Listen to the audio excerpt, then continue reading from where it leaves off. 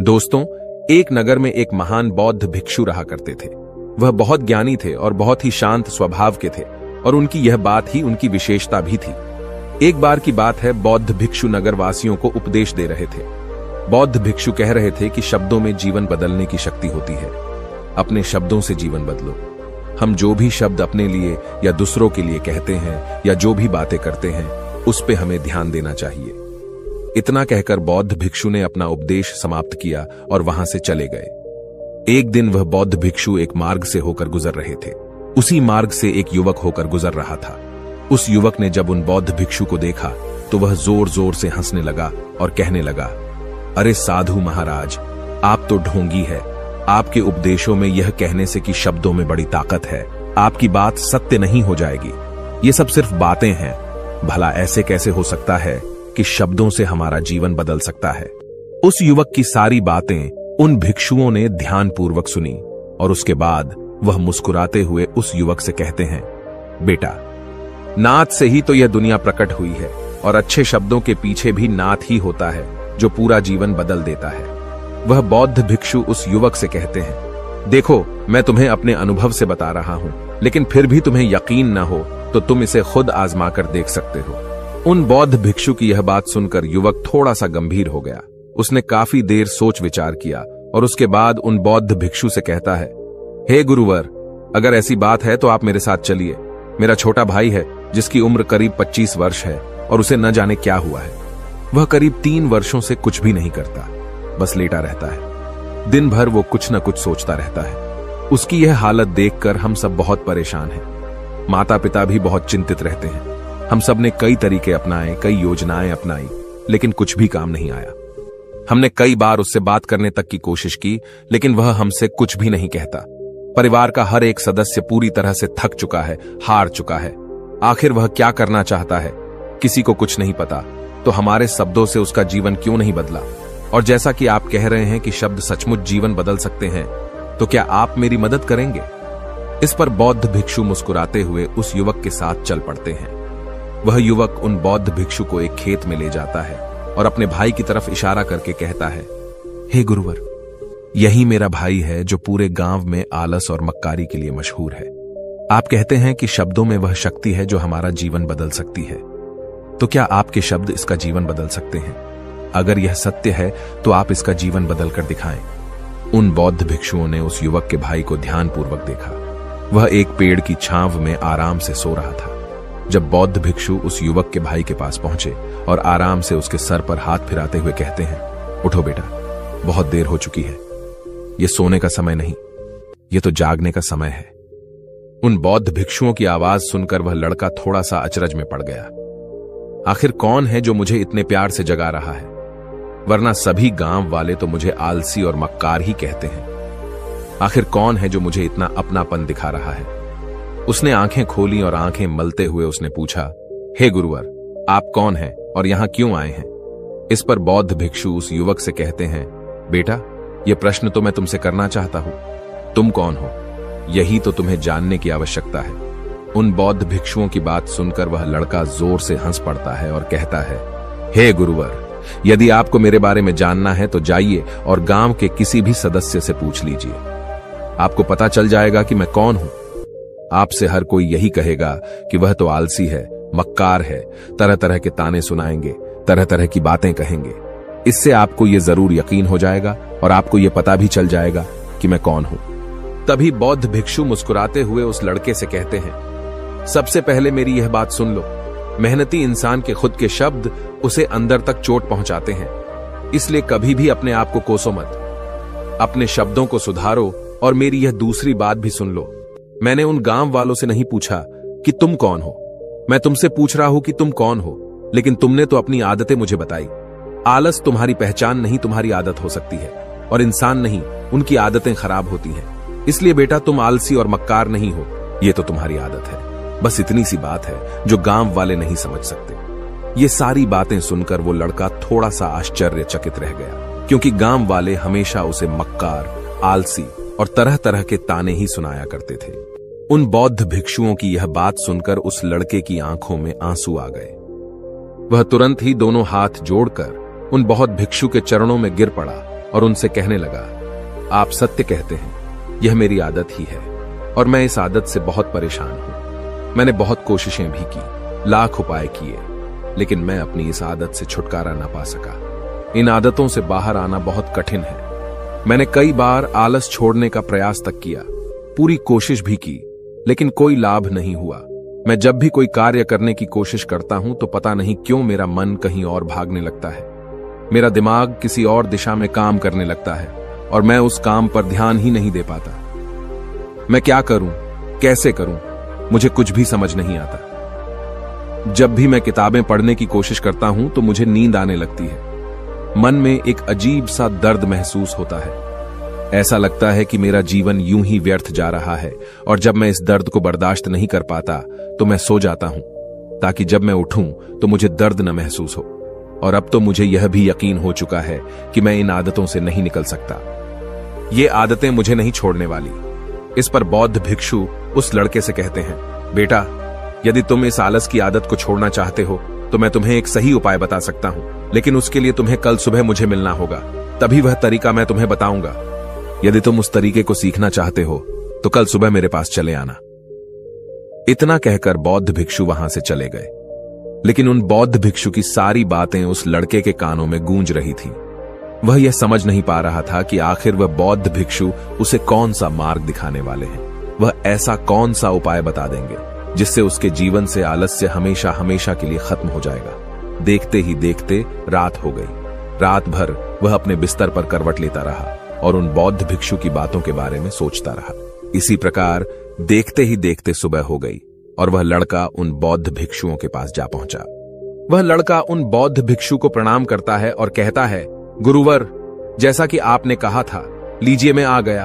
अब मुझे वह मार्ग बता दीजिए जिसे मैं अपने जीवन से इस आलस्य को निकाल सकता हूं। तभी बौद्ध भिक्षु उस लड़के से कहते हैं, बेटा, जब भी तुम्हारा मन दुविधा में हो, तुम निर्णय न ले पा रहे हो और तुम्हारे मन में तरह तरह के प्रश्न उठ रहे हो कि मैं क्या करूं, कैसे करूं, इस कार्य को पूर्ण कैसे करूं, यह सब कैसे होगा, तब तुम वास्तविकता में अपने अतीत से सोच रहे हो कि पिछली बार तुम्हारे ऐसा करने पर क्या हुआ, या अतीत में तुमसे लोगों ने क्या कहा था। तो आज से कभी भी अपने अतीत से नहीं, बल्कि भविष्य से सोचो। इस पर लड़का कहता है, भविष्य से, वह भला कैसे? तभी बौद्ध भिक्षु उस लड़के से कहते हैं, मान लो कि तुम्हें आज किसी भी चीज की कमी नहीं है। तुम्हारे पास वो हर चीज है जो तुम चाहते हो, वह सारी सुख सुविधाएं हैं। तो अब बताओ, तुम अपना जीवन कैसे व्यतीत करना चाहोगी?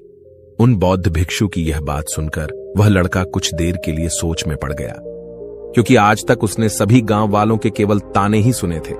किसी ने भी आज तक उसके जीवन के बारे में उससे ऐसी बात नहीं की थी और वह गुरुवर उसे आने वाले भविष्य के बारे में उससे बातें कर रहे थे। उन बौद्ध भिक्षु की यह बात सुनकर वह लड़का खुद से प्रश्न करने लग गया कि अगर मेरे पास सब कुछ होगा, धन की कोई कमी नहीं होगी और सारी सुख सुविधाएं होंगी, तो मैं अपना जीवन कैसे व्यतीत करूंगा? कुछ देर सोच विचार करने के बाद वह उन बौद्ध भिक्षु से कहता है, गुरुवर, मैं यह दुनिया घूमना चाहूंगा, पहाड़ों पर चढ़ना चाहूंगा, समुद्र की रेत पर चलना चाहूंगा और मैं एक बहुत बड़ा व्यापारी बनना चाहूंगा। तभी अचानक उस लड़के का ध्यान टूट गया और वह उन बौद्ध भिक्षु से कहता है, परंतु हे गुरुवर, यह सब कैसे संभव होगा? केवल मेरी मात्र सोच लेने से तो यह सब पूरा नहीं होने वाला। उसके ऐसा कहते ही उसके अतीत में बीती हुई सारी घटनाएं उसकी आंखों के सामने से गुजरने लगी और वह एक बार फिर से निराश होने लगा। और अब वह यह सोचने लगा कि मेरे पास तो पैसे ही नहीं है, तो मैं भला व्यापार कैसे कर सकता हूं? न ही मेरे पास व्यापार का कोई अनुभव है। ऐसी स्थिति में मैं भला यहां से कैसे निकल सकता हूं? उस लड़के के इस प्रश्न का जवाब देते हुए वह बौद्ध भिक्षु उस लड़के से कहते हैं, भंते, हर रात में सोने से पहले तुम हर दिन अपना लक्ष्य एक कागज पर लिखो और सुबह उठकर सबसे पहले उस लक्ष्य को देखो और सोचो कि उस लक्ष्य को पाने के लिए तुम आज क्या कर सकते हो, और जो भी तुमने उस कागज पर लिखा होगा उस कार्य को उसी दिन पूरा करने की हर मुमकिन कोशिश करो। इस पर वह लड़का कहता है, ठीक है, आप सच कह रहे हैं, लेकिन जब मैं बहुत सोचने लगता हूं तो मेरा मन बेचैन होने लगता है और मन में तरह तरह के विचार उठने लगते हैं और इन विचारों को शांत करने के लिए मैं सो जाता हूं ताकि वह विचार मुझे परेशान न कर पाए। उस लड़के की इस समस्या का समाधान करते हुए वह बौद्ध भिक्षु उस लड़के से कहते हैं, बेटा, अंतर्मन की चाल को पकड़ो और शब्दों की मदद से नया भविष्य बनाओ। तभी लड़का कहता है, हे गुरुवर, आप क्या कहना चाहते हैं? मैं आपकी बात समझ नहीं पा रहा। इस पर बौद्ध भिक्षु मुस्कुराते हुए कहते हैं, बेटा, कैसे होगा? यह जो सवाल है, यह सवाल नहीं बल्कि एक डर है जो तुम्हारे अंतर्मन में बैठा हुआ है, जो तुम्हें अगला कदम लेने से रोक रहा है, तुम्हें कदम आगे बढ़ाने से रोक रहा है। यदि तुम वास्तविकता देखो तो किसी को भी नहीं पता होता कि वह कार्य कैसे होगा, लेकिन एक इंसान जब दृढ़ निश्चय कर लेता है तो वह अपने उद्देश्य को सामने रखकर लगातार प्रयास करता रहता है और वह अपनी सफलता प्राप्त कर ही लेता है। तभी वो लड़का उन बौद्ध भिक्षु से कहता है कि हे गुरुवर, अगर ऐसी बात है तो मन में बार बार चिंता क्यों होती है? मन बार बार बेचैन क्यों हो उठता है? इस पर बौद्ध भिक्षु कहते हैं, बेटा, क्योंकि तुम्हें डर है कि तुम कमजोर हो। तुम्हारे अंतर्मन में बैठा है कि तुम में कुछ कमी है, तुम किसी काम के नहीं हो, और यही कारण है कि तुम कोशिश करने से डरते हो, क्योंकि तुम्हारा अंतर्मन हमेशा तुम्हें रोकता रहता है। जब भी तो कोई कार्य शुरू करना चाहते हो, तुम्हारा मन तुमसे पहले कह देता है, इससे आगे मत बढ़ना, अन्यथा तुम हार जाओगे, और इसी कारण तुम्हें चिंता होने लगती है, तुम्हारा मन बेचैन होने लगता है। तभी वो लड़का कहता है, गुरुदेव, आपने जो कुछ भी कहा वो बिल्कुल सत्य है, लेकिन अब आप ही मुझे बताइए कि मैं इस परेशानी से बाहर कैसे निकलूं? इसका जवाब देते हुए वो बौद्ध भिक्षु उस लड़के से कहते हैं, बेटा, इस समस्या का समाधान बहुत ही आसान और सरल है। तुमने देखा होगा कि अक्सर ही हम अपने आप को दोष देते रहते हैं, अपने आप को तरह तरह के अपशब्द कहते रहते हैं जो हमारे अंतर्मन में जाकर बैठ जाते हैं और वही हमें आगे बढ़ने से रोकते हैं। और इन शब्दों का हम पर बहुत गहरा प्रभाव भी पड़ता है, क्योंकि जैसा हम खुद से कहते हैं, जैसा हम पूरी भावनाओं के साथ सोचते हैं, हम वैसा ही बनते चले जाते हैं। इसलिए यदि तुम खुद को बदलना चाहते हो तो कि तुम भी काबिल बन सको, तो तुम्हें अपने अंतर्मन को नए संदेश देने की जरूरत है, जैसे कि मेरे शरीर का हर एक कण, हर एक हिस्सा, हर एक विचार शांति और ऊर्जा से भरा हुआ है।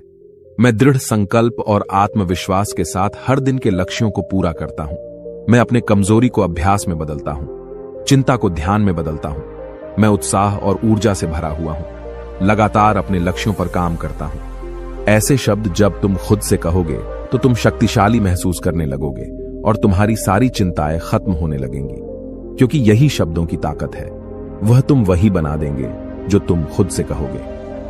तुम जितनी भावना के साथ यह वाक्य बोलते हो, उसे महसूस करते हो, उतनी ही भावनाओं से यह शब्द तुम पर असर करना शुरू कर देंगे। धीरे धीरे यह शब्द तुम्हारे मन और व्यक्तित्व की सोच का हिस्सा बन जाएंगे। लेकिन मेरी एक बात याद रखना कि तुम्हारा अंतर्मन इतनी आसानी से हार नहीं मानने वाला। जब तुम आगे बढ़ोगे तो मौका मिलते ही वह तुम्हें पीछे खींचेगा। तुम्हारे अतीत के बीते हुए सारे कड़वे अनुभव तुम्हें याद दिलाएगा, ताकि तुम डर जाओ और एक बार फिर से अपने लक्ष्य का पीछा करना छोड़ दो। लेकिन तुम्हें इसकी चिंता नहीं करनी है। उन सकारात्मक शब्दों के कारण तुम्हारा मन सकारात्मक विचारों को स्वीकार करने लगेगा। आगे वह बौद्ध भिक्षु उस लड़के को चेतावनी देते हुए कहते हैं, मेरी एक बात और याद रखना कि तुम्हारा ध्यान आलस्य पर नहीं होना चाहिए, अर्थात तुम्हें कभी आलस नहीं मिटाना, बल्कि तुम्हें एक नए भविष्य का निर्माण करना है, एक नए व्यक्तित्व का निर्माण करना है। तुम्हारा पूरा ध्यान केवल इस पर ही होना चाहिए। उन बौद्ध भिक्षुओं की बात सुनकर लड़का कहता है, ठीक है गुरुवर, आप जैसा कहते हैं मैं वैसा ही करूंगा। तभी वह बौद्ध भिक्षु उस लड़के से कहते हैं, बेटा, अभी तो मैं इस गांव से जा रहा हूं, लेकिन कुछ सालों के बाद मैं वापस आऊंगा। इतना कहकर बौद्ध भिक्षु वहां से चले गए और वह लड़का अपने घर लौट गया। लेकिन अब उस लड़के के मन में तरह तरह के विचार चल रहे थे। वह लड़का यह सोच रहा था कि अगर मैं अपनी मनपसंद जिंदगी जीने लगूंगा, अगर मैं दुनिया घूमने लगा, नए लोगों से मिलने लगा और अपनी पसंद का काम करने लगा, तो मेरी जिंदगी कैसी होगी। उस बात को ध्यान करके उसने एक कागज पर अपना लक्ष्य लिखा और लिखकर सो गया। अगली सुबह जब उसकी आंखें खुली तो उसने उस पेपर पर लिखा हुआ लक्ष्य एक बार दोहराया। उसके बाद वह कुछ देर के लिए शांत हो गया। तभी उसे उन बौद्ध भिक्षु की बात याद आई कि तुम अपने लक्ष्य के लिए आज क्या कर सकते हो। उसने खुद से सवाल किया कि मैं आज अपने इस लक्ष्य को प्राप्त करने के लिए क्या कर सकता हूं। तभी उसे एक बार फिर से उस पेपर की तरफ ध्यान दिया। उस पेपर पर लिखा था कि मैं बाजार जाता हूँ और लोग व्यापार करने की कौन सी चीजें, कौन से सामान लेकर आते हैं। मैं उन चीजों को देखता, उन चीजों को पता करता। वो पढ़ने के बाद तुरंत ही बाजार चला गया। वह अलग अलग दुकानों पर बैठा उन्हें देखा, लेकिन उसे कुछ समझ नहीं आ रहा था, क्योंकि लोग अलग अलग व्यापार कर रहे थे, अलग अलग तरह की चीजें और सामान ले रहे थे, और किसी ने उसकी कोई मदद नहीं की। वह बहुत उदास हो गया और निराश होकर वापस घर लौट आया। तभी उस लड़के को उन बौद्ध भिक्षु की एक और बात याद आई। शब्दों में बहुत ताकत है और शब्द हमारा जीवन बदल सकते हैं। उसे वह सकारात्मक विचार याद आए। वह उन्हें सुबह शाम दोहराने लगा और अब से वह हर दिन ऐसा ही करता। देखते ही देखते 1 महीना बीत चुका था, लेकिन अब तक उसके जीवन में कोई बदलाव नहीं आया था। अब वह लड़का यह सोचकर निराश होने लगा था कि उसके जीवन में तो कुछ भी परिवर्तन नहीं हो रहा। लेकिन 1 महीने के बाद उसे महसूस हो रहा था कि वह पहले से अच्छा महसूस कर रहा है। उसका दिमाग अब अच्छी तरह से सोच पा रहा है। वह पहले से ज्यादा चलने फिरने लगा है। धीरे धीरे उसे समझ में आने लगा कि जो लोग आगे बढ़ते हैं, महान काम करते हैं, उनकी सोच में कितना अंतर होता है।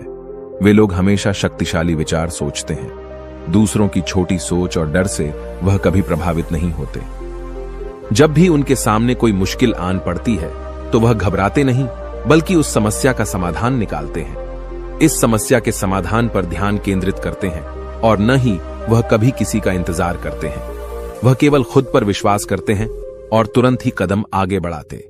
जब उस लड़के को ये सारी बातें समझ में आने लगीं, तो उसने भी धीरे धीरे अपने कदम आगे बढ़ाने शुरू किए। उसने बिल्कुल वैसा ही व्यवहार करना शुरू किया। अब से वो कभी खाली नहीं बैठता था। जब भी उसका मन करता, वो बाजार जाता और लोगों के बारे में जानता समझता कि वो किस प्रकार व्यापार कर रहे, कौन से चीजें खरीद रहे हैं और किन चीजों पर उन्हें लाभ हो रहा है। और जब उसका मन करता तो अपने पिता की मदद भी करता था। वो अपने पिता के साथ मंडी में जाता, वहां पर जाकर मोल भाव करता। ते हमेशा कुछ न कुछ सीखने में ही जुटा रहता है। तभी एक दिन गांव में एक मसाले का व्यापारी आया। उसे कुछ पढ़े लिखे नौजवानों की जरूरत थी, जो माल की गिनती कर सके और हिसाब रखने का काम कर सके। वह लड़का अपने लक्ष्य को जानता था कि उसे क्या पाना है। उसे समझ में आ गया था कि इस काम से उसे बहुत कुछ सीखने को मिलेगा। बेहिचक उस सेठ के पास पहुंच गया।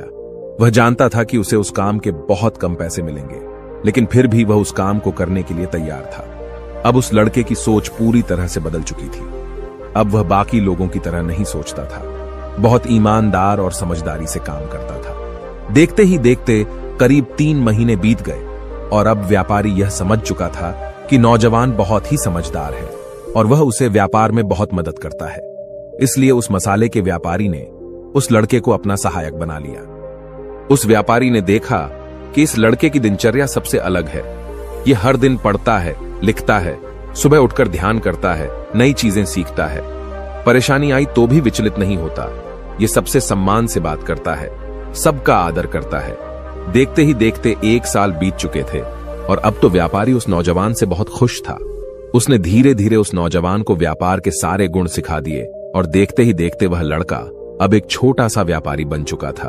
और जब उस लड़के के अंदर व्यापार की समझ आ गई तो उसने जड़ी बूटियों का व्यापार शुरू कर दिया और देखते ही देखते केवल कुछ ही वर्षों में उस नगर का सबसे बड़ा व्यापारी बन गया। लोग उसे सबसे बड़े व्यापारी के नाम से जानने लगे। उसकी नाम दूर दूर तक फैलने लगा। करीब 5 वर्षों बाद जब वह वापस अपने घर लौटा तो लोग बहुत हैरान थे। उसे देखकर लोग बहुत अचंभित थे। उसके सारे जानने वालों ने उस लड़के से पूछा, तुम इतना कैसे बदल गए? तब उसने कहा, उन गुरु ने सच ही कहा था, शब्दों से हम जीवन बदल सकते हैं। वैसे आपने आज के इस वीडियो से क्या सीखा हो, मुझे आप कमेंट में जरूर बताइएगा। इसी के साथ में उम्मीद है कि आपको आज की ये वीडियो जरूर पसंद आई होगी। तो इस वीडियो को लाइक और अपने दोस्तों के साथ शेयर भी जरूर कीजिएगा और हमें ऐसे ही सपोर्ट करने के लिए चैनल को सब्सक्राइब जरूर दबा दीजिएगा। तो चलिए फिर मिलते हैं अगली वीडियो में। तब तक के लिए अपना ख्याल रखें। धन्यवाद और नमो बुद्धाय।